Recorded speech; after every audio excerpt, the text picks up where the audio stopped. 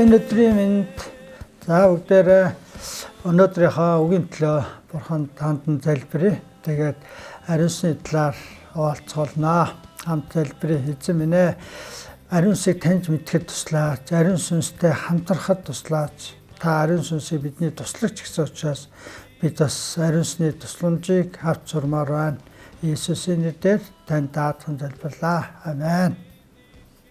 За ариун сүнс бол бид ингээд Бурханы нэг хэсэг гэж бодох юм уу, эсвэл Бурханы одоо хүч чадалч гэж бодох юм уу, те зөвхөн одоо туслах юм чинь ингээд зарим үед бид одоо тусламж гуйж ханддаг. Харин ариун сүнс өөрөө Бурхан гэдгийг бид бас маш ойлгох хэрэгтэй.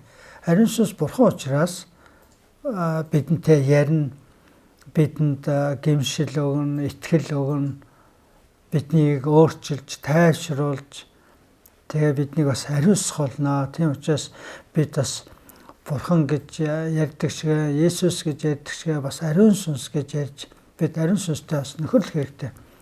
1-р Коринт 1:9-дэр Есүс бидэнтэй нөхөрлөхийн тулд дуудсан гэж байдаг.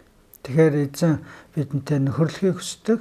Тэр ариун сүнсээрээ дамжуулан бидэнтэй нөхөрлөдөг. Ариун сүнсийг бидний дотор бүр суулгаж өгсөн. Тийм учраас ариун сүнс бол бидний дотор байгаа Бурхан гэж ойлгох хэрэгтэй. Бид Бурханы үгийг ойлгоход, бид одоо Бурханыг хүндэлж, магтахад, залбирахад бүхий л энэ сүнслэг талбар дээр ариун сүнс бидэнтэй хамт байж бидэнд тусалдаг. Тэгээ Катрин Көлмөн энэ ариун сүнстэй маш одоо ойр байж, ариун сүнсний дуу хоолойг сонсож, тэгээд ариун сүнсний талаар ч гэсэн хүмүүст одоо сургаал номлодог байсан. За тэгээд ер нь бол ариун сүнстэй нөхөрлөхөд 3 зүйлийг анхааруулдаг. Ариун сүнсний бид ариун байдлыг хүндлэх хэрэгтэй. Тийм учраас бид одоо гэмших, тэгээд бид ариун сүнсийг одоо урах, хүндлэх хэрэгтэй. За нөгөөх нь болохоор ариун сүнс бол маш одоо эмзэг, тэгээд нандин гэдгийг бид ойлгох хэрэгтэй. Ариун сүнсэнд бид хэрэг хайнга хандах юм бол бас ариун сүнс гомддог. Тийм учраас бид ариун сүнсийг гомдоохгүй харилцаагаа бас эрхэмлэж, бас нандинаж хамгаалах хэрэгтэй. За дараагийнх нь нэг ариун сүнстэй нөхөрлөхөд анхаарах юм нь хүн өөрийгөө үгүйсгэж, өөрийгөө өхүүлэх хэрэгтэй. Бардам зам бол ариун сүнстэй нөхөрлөхөд үнэхээр саад болно. Тийм учраас бид өөрсдөө үгүйсгэхдээ бидний бодож хүсэж байгаа, төлөвлөж байгаагаас илүү Бурханы одоо хүсэж байгаа тэр төлөвлөгөөнд бид бас нэгдэх хэрэгтэй. За тэгээд ариун сүнс бол бидний бол зөвхөн зочин биш, бидний амьдралын эзэн гэдгийг бид ойлгож амьдралынхаа эзнээ болох хэрэгтэй. Зарим үед л нэг өрдөг, зарим үед л нэг ярилцдаг биш, тусламж авдаг биш. Бид амьдралынхаа туршид бид ариун сүнстэй нөхөрлөж тусламжийг авч сурах хэрэгтэй. Тэгэхээр Катрин Көлмөн юу гэж хэлсэн гэхээр би бол ариун сүнсийг зөвхөн мэдхээр одоо хязгаарлахгүй. Би түүнтэй амьдрах талаар ярьж байна гэдэг. Зөвхөн ариун сүнс бол мэдлэг биш. Зөвхөн сургаалын сэдэв биш. Энэ бол ерөөсөө бүхэл бүтэн бидний сүнслэг амьдралын маань бүр цөм юм аа. Тийм учраас ариун сүнс бидний итгэлийн амьдралд маш чухал одоо үүрэг оролттой байх ёстой. За тэгээд ариун сүнсээ дүүргэхийн тулд бид өөрсдөө даруусах хэрэгтэй. Тийм ээ, хуучин хүнээ орхиж бид нар одоо гимшгэд бэлэн. Тэгээд одоо эзнээс бид суралцах хэрэгтэй. Эзнээс эмээх хэрэгтэй байгаа. Ариун сүнс бидний бүхий л зүрх сэтгэлийг л хүсдэг. Бидний нэг одоо амьдралын нэг л хэсгийг одоо нэг өдөр тутмын нэг л хэсэг ч юм уу, тэгээ амьдралын одоо бүхий л талбарын одоо нэг хэсгийг хүсдэггүй, ерөөсөө бүхэлд нь хүсдэг. Тэгэхээр Бурхан бидний зүрх сэтгэлд одоо дүүрэн оршиж амьдрахыг хүсдэг. Бидний зүрх сэтгэл түүнд бүрэн зориулагдсан байхыг хүсдэг. Талыг нь биш, нэг багахан хэсгийг биш. Энэ үүнийг ойлгохыг чухал. бид ерөөсөө Бурхны алдрын төлөө, түүний таньж мэдхийн төлөө бид одоо амьдарч эхлэх юм бол ариун сүнс бидэнд баяртайгаар туслах болно, хамтрах болно. Ингэж яваасч гэсэн ариун сүнс бол миний хамтрагч гэж хэлсэн. Хамтрагч. Тэгэхээр бид ариун сүнсэнд бид боломж гаргаж хэрэгтэй.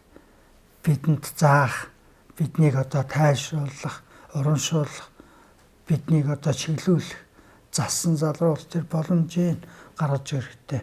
Ариун сүнс үгтэй хамтардаг. Бид үгийг, Бурхны үгийг ойлгохдоо ариун сүнсний тусламжтайгаар илчилтээр ойлгох хэрэгтэй. Яг энэ цагт үг бидэнд амьд болж ирдэг. Тийм учраас жинхэнэ одоо тэр амьд итгэлээр итгэхэд ариун сүнс бидэнд хэрэгтэй. Тэгээ ариун сүнсийг бид өрөх хэрэгтэй. Өдөр тутмын амьдралд маань одоо ороорой, чиглүүлээрээ, сануулаараа гэж. Катрин Гүлмэнд ч гэсэн ариун сүнсээ надад байгаагаар биш, надад байхаар ирээч. Би буурч та өсөх болтгой гэж залбирдаг байсан байна. Тэгэхээр бид сахилгаттай байх хэрэгтэй. Бид эзнээс имээлттэй, хүндэтгэлтэй байх хэрэгтэй. Бас ариун сүнс нээлттэй байх хэрэгтэй. Тийм учраас илүү одоо ариун сүнс цаг гаргах хэрэгтэй. Хангалттай цаг гаргах хэрэгтэй. Нэг хэдхэн одоо минутын нэг залбирах гоох бол хангалтгүй. Бид нар бүр илүү ингээд цагуудыг гаргаж өгөх хэрэгтэй. Тэгээд эзний хайраар дүүрч, эзний шууд орохороо бид илүү дахин залбирах хүсэлтэй болдог. Илүү залбирах дуртай болдог. Ариун сүнс бол зөвхөн нэг тийм тослогоо хүч, илрэл төдий биш. Харин яг л тийм хүн шиг гомддог, баярлдаг, тийм ээ, сануулдаг, нөхөрлөдөг. Тийм учраас бид ариун сүнсэнд бид нээлттэй, итгэлтэй байх хэрэгтэй. Бид хувийн ачаасан тэр зангаасаа татгалзаж, тэгээ бид илүү одоо дуулууртай байх юм бол ариун сүнс биднийг эзэнлөө илүү ойртуулах болно. Тийм учраас ариун сүнсийг бид зочноор биш, амьдралынхаа эзнээр өрөх хэрэгтэй. Тэгээд Леонард Реминхель гэдэг хүн ингэж хэлсэн байна. Ариун сүнс ирэхэд хөтөлбөр багасч залбирал ихсдэгэ гэсэн. За хамтаа залбирцгаая. Ариун сүнсээ бид өдөр тутмынхаа итгэлийн амьдралдаа бид бас тантай нөхөрлөд, таны тусламжийг авч сурмаар байна. Ариун сүнсээ бид тантай хамтарч сурмаар байна. Ариун сүнсээ бидэнд эзнээс имээж, эзнийг хайрлахад бидэнд туслаарай гэж Есүсийн нэрээр залбирanгуйлаа. Амен. Ариун сүнс бол таны хамтрагч шүү.